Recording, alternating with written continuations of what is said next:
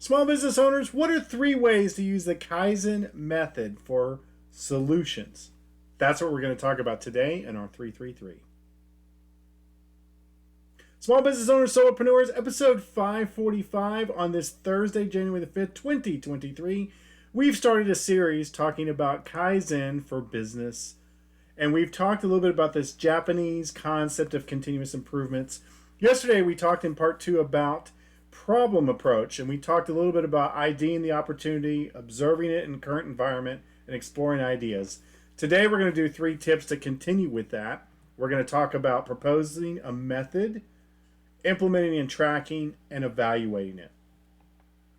In truth, the Kaizen method is 6 parts, so these are the solution parts.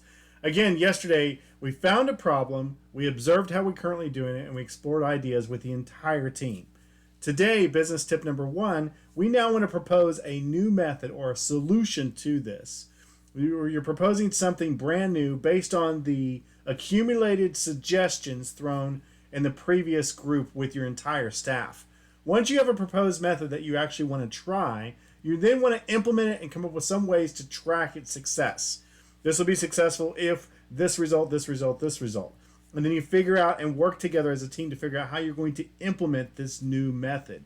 And then, of course, once you implement something and you figured out how to track and test it, you then need to go into business tip number 3. How are we going to evaluate it?